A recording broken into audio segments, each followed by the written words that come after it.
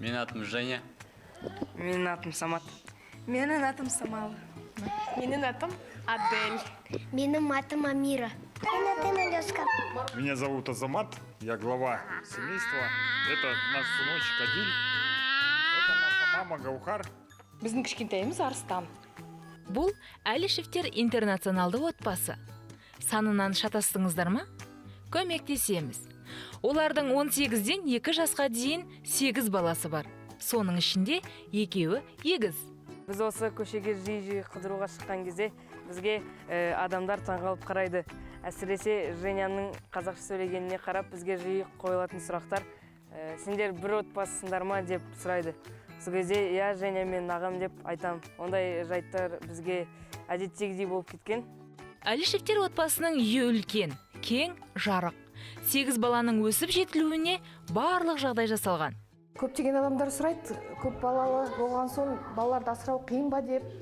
Енді біздің бүгінгі бір күн, 2 күн тамағымыз.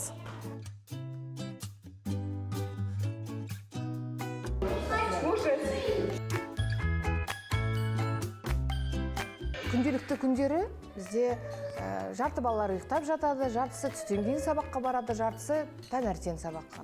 Бөлек-бөлек әр баланың өзінің жұмысы бар. Үлкен бала бір кішкентайға қарайды.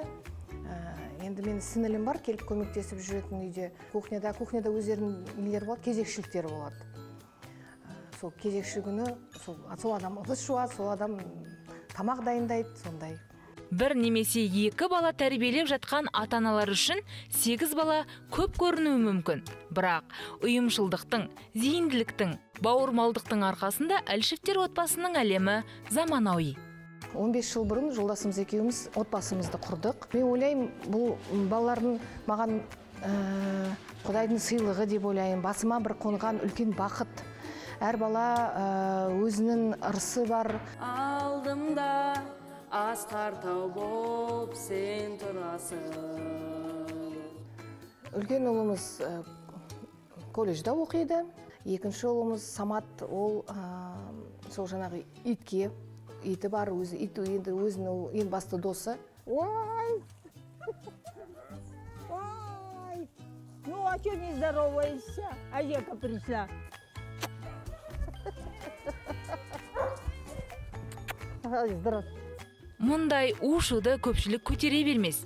Дегенмен бұл отбасынан үйренетін нәрсе көп. Бір-бірімізге үнемі көмектесеміз.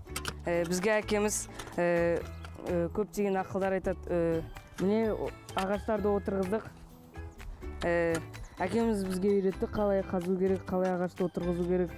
Көп балалы анаға, әкеге біріншіден төзімділік, шыдамдылық керек. Ынтымағы жарасқан мерейлі отбасы өзгелерге үлгі, ендігі арман. Олардың нағыз азамат, жомарт, мейірімді болып өсуі.